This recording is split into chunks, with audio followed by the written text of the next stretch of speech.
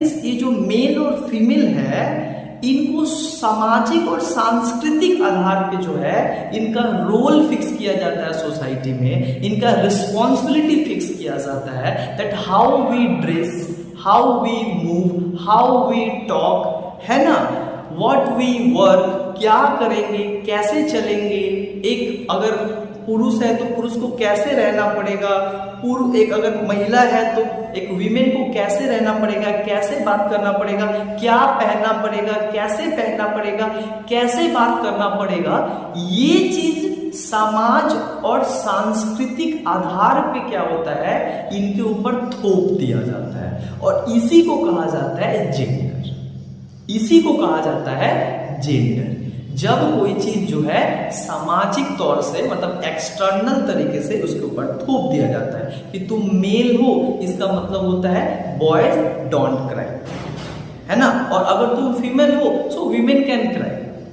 है ना, women can cry, women can easily express their feeling, right. But तुम पुरुष हो, तुम रो दोगे, इसका मतलब क्या हो रहा है कि तुम्हारा सारा चला गया, तुम पुरुष नहीं हो, पुरुष कहलाने लायक नहीं हो। लेकिन औरत हो तो ठीक है, you are physically and emotionally weak, तो आप रो सकते हो। दूसरा, यहाँ पे हर चीज डिवाइड किया जाता है, यहां तक कि ये डिवाइड किया जाता है हमारे समाज में कि जो जब घर में एक लड़का पैदा होता है तो डिसाइड कर दिया जाता है कि डॉक्टर इंजीनियर बनेगा, लेकिन जब एक लड़की पैदा होती है तो उसको कैसे समाज देखता है, समाज और फैमिली बोलता है कि नहीं नहीं, इसको नर्स बनाएंगे, इसको टीचर बनाएंगे, ये क्या करेगी पढ़ लिख के, तो घर का ही काम काज करना है, ये तो पैदा ही नहीं घर का हमारे घर में फिर अपने घर में जाने का, ये तो पराये की धन है ना, मतलब उसको धन माना जाता है, कॉमोडिटी माना जाता है ना। So that is the difference between the sex and gender. एक बायोलॉजिकली है, नेचुरली है, जो समाज में बेसिक डिफरेंस के आधार पे है, नेचुरली है, उसमें तुम्हारा कोई हाथ नहीं है, तो बायोलॉजिकल है, नेचुरल है। बट जो जेंडर है,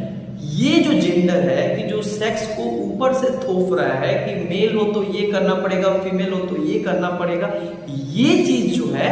जेंडर कहलाता है। और ये इसी के खिलाफ जेंडर डिस्क्रिमिनेशन और जेंडर इनइक्वालिटी होता है। अब आपसे एक क्वेश्चन आता है, हाल ही में किस सेक्शन को जो है भारत में लीगल राइट दिया गया है जिसको पहले नहीं दिया गया था? पहले से मेल फीमेल मतलब मैन एंड वीमेन को दिया गया है, वो कौन सा ऐसा सेक्शन है जिसको रिसेंटली जो है एक लीगल स्टेटस दिया गया है समाज में कि उनका एक लीगल स्टेटस है, वो भी पढ़ाई कर सकते हैं, मेल और फीमेल के जैसा उनका भी समाज में एक पोजीशन